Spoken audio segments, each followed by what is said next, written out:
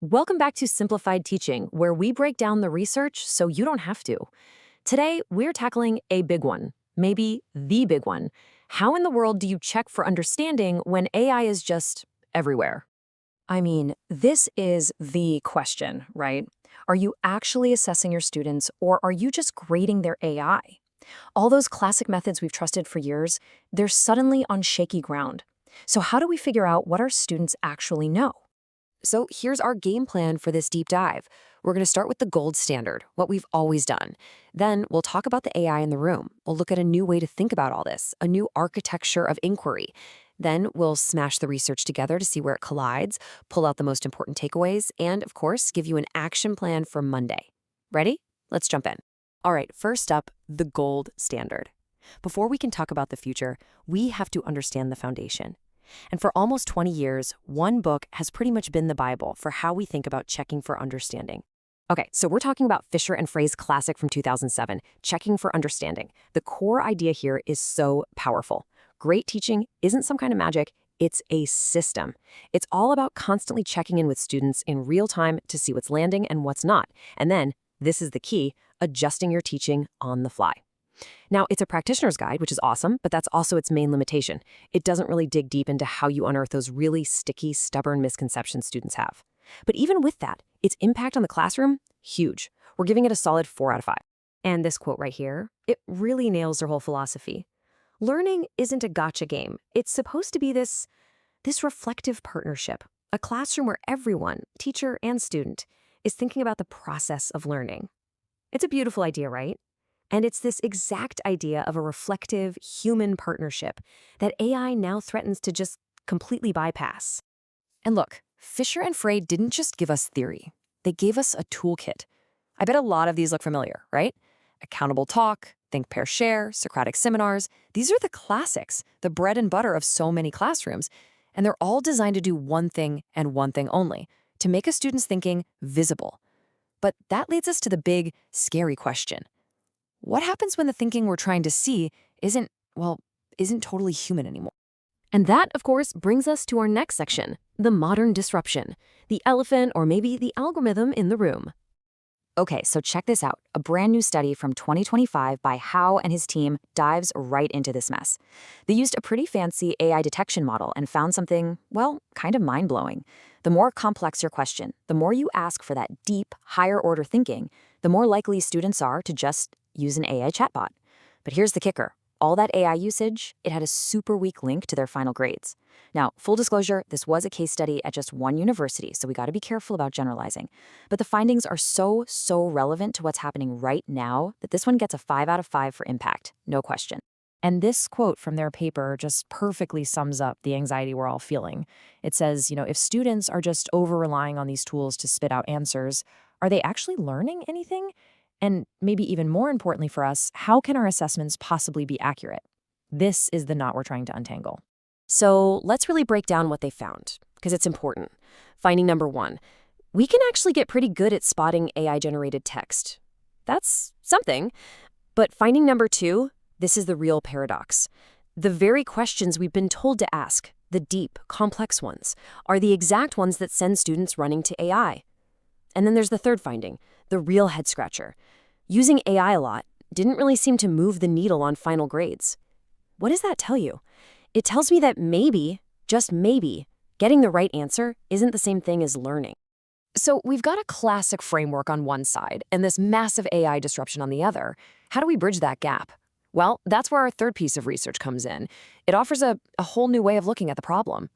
This one is called The Architecture of Inquiry. It's another 2025 piece, but it's a research synthesis, meaning it pulls together tons of other studies. And its big idea is this. Effective questioning today isn't just about asking a good question.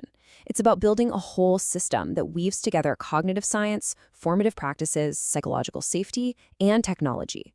It's a theoretical framework, so it's not new data, but its power is in connecting all the dots for us. For that, it absolutely gets a 5 out of 5 on impact.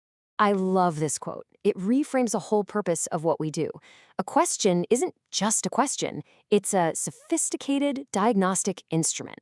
That's awesome. The goal isn't to get an answer back. The goal is to crack open that black box of a student's brain and see the gears turning, to see the process, not just the final output. And what's cool is this report lays out a kind of evolutionary path for us. It gives us 5 profiles of assessment. You can see where you might be on this spectrum. It starts with the super traditional, just tests. And it moves all the way up to what they call advanced formative. And look at that progression. It goes from the teacher doing all the work to students taking ownership, assessing their own work and their peers' work. That's the destination right there. A classroom where students are making their own thinking visible to themselves and to each other. Okay, time to put it all together. Let's throw these 3 sources into the ring and see what happens. Where do they agree? Where do they fight? Welcome to the data war. Right, let's really break this down. On the one hand, everyone agrees on some key things. Strategic questioning? It's the cornerstone. Moving beyond just facts? Absolutely. Using data to inform teaching? For sure. But here is the massive point of tension. Fisher and Frey's world, that classic model, it totally assumes that when a student gives you work, it's their thought. But the Hayo study comes along and just blows that assumption out of the water. It proves that the very best questions we ask, the ones designed for deep thought, are the ones most likely to be fed into an AI. So what do?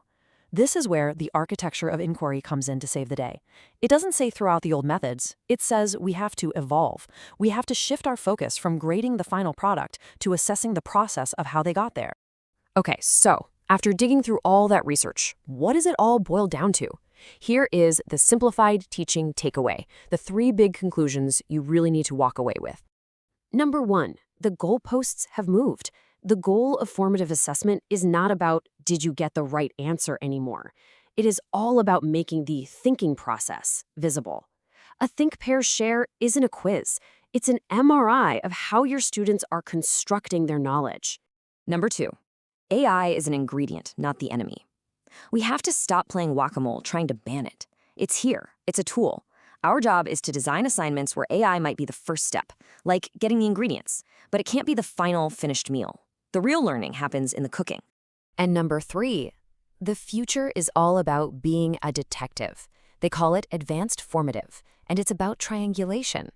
In a world with AI, you can't trust just one piece of evidence. You need multiple data points to get the real story. What did they say in class? What did they write in their reflection? How did they explain it to a friend? Honestly, the final answer they turn in might just be the least important piece of evidence you collect. Okay, so we have these big ideas.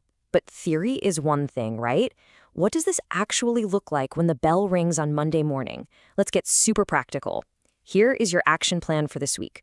3 simple steps you can take this week. Step 1, reframe one of your questions. Just one. Instead of asking, what is the answer, try asking, how did you get to your answer? Shift from the what to the how. Step 2, assess the process. Do a think, pair, share, but tell students the goal isn't to agree on an answer, it's to explain their reasoning to their partner. And step 3, make their thinking about thinking, their metacognition, visible. Just ask them, what was the hardest part of this for you? And what did you do to get unstuck? I promise you, the answer to that question is worth its weight in gold. So let's land the plane with this final thought. The challenge isn't about creating AI-proof students. That's a losing battle. The real challenge is for us to design AI-resistant questions, questions that demand the kind of personal reflection, critical thinking, and synthesis that, for now at least, AI just can't replicate. To ensure you keep receiving these research-driven pedagogy breakdowns, simply like this video and hit subscribe to Simplified Teaching right now. The next analysis drops next week. You won't want to miss it. And hey, if you want to support our work, relevant resources and affiliate links are in the description below. See you next week.